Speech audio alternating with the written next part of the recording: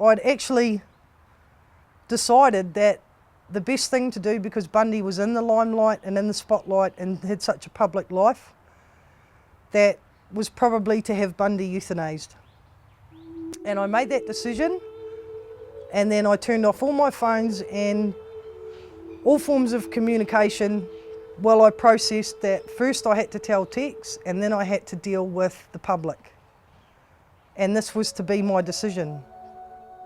I happened to turn on my computer, and a very, very dear friend of mine who was riding around the world to raise awareness to prostate cancer popped up on live chat and said, "Hey Jen, how are you?" And I told him, "Not so good." And he said, "I'm going to ring you." And he was in some far-flung place in South America on a trip that was to be 9 months long. And I don't think I'd had contact with him, but I'd never actually spoken to him on the phone in the time that he'd been away. And Simon's name for me was Super Jen. And he rang me up and he said, "What's going on?" And I told him. And he said, "If anybody can do it, you can do it, Super Jen. I got my faith in you." And 3 days later, Simon was killed, 60 kilometres from the finish of his We're Around the World ride.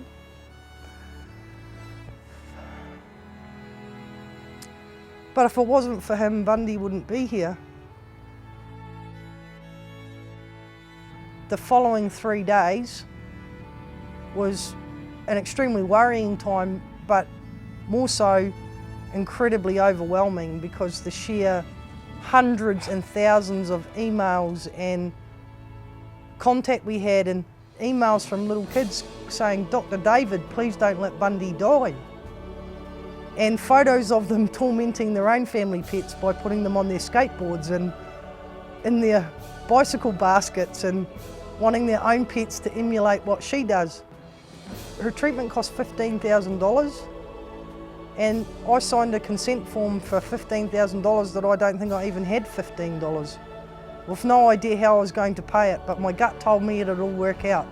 And in 3 days, there was $8,000 in an account from donations all around Australia for Bundy's rehab and to get her back on her bike. So I think that's the day when Tex and I really did realise how important this dog was.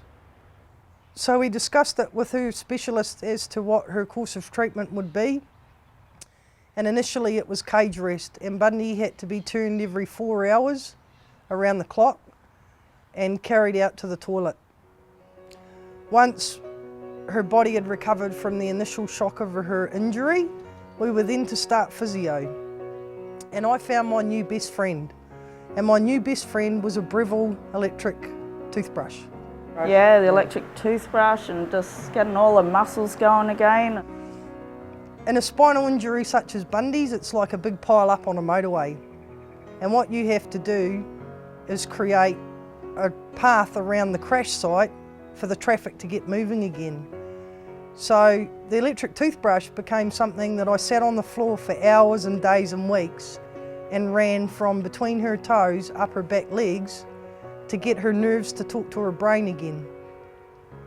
And slowly but surely that started to happen. Slowly but surely she started to be able to be stood up and hold her own body weight. I gave up work, I gave up everything, and I lived for 3 months in a 3-bedroom fibro house with a paralysed dog and did physio every 4 hours. You had to even put like fake grass outside and stuff like that. Yeah. And just like getting the muscles going again. Just the what is it? What did you say it was? The physio, yeah. That real time consuming. Like that was hours of work every day and in the night. Yeah. A lot of work.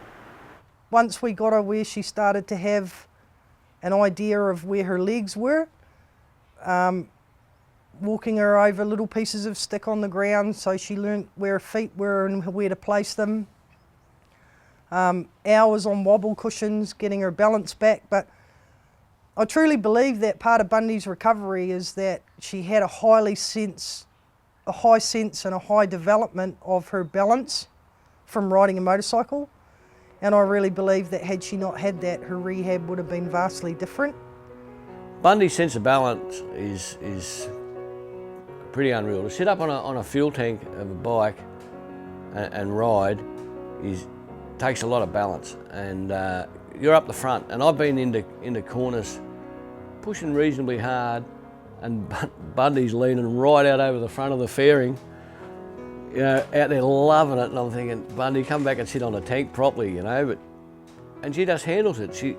Her sense of balance is very, very good, and she's used to it. But it takes a lot of strength to do that. And all of Bundy's muscles are being used to sit on that bike. I also gave her the freedom to tell me what her good days were and what her bad days were.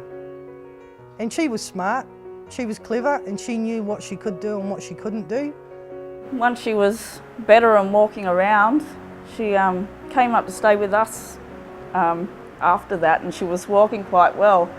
And I've got her down the backyard, and next minute I see Bundy running around the paddock and jumping into the dam, and I'm going, oh my God, like, stop. So Jen got her back up on her feet well and truly. And when we thought that maybe, just maybe, we could put her back on the bike, one day Tex was out working in his shed, and I saw a dog demand to go for a ride. Tex came and got me, and he was as white as a ghost. And he said, come and have a look. And I walked out into the shed, and there was that dog sitting on her motorbike, just sitting there. And he said, what do I do? I go, it's all about her. You better get her gear. And off he went, and he went for a ride around the block.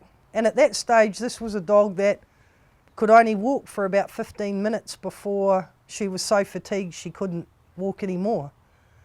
And he took her for a ride around the block on her motorbike with those wobbly legs, because she asked, and she gets what she wants.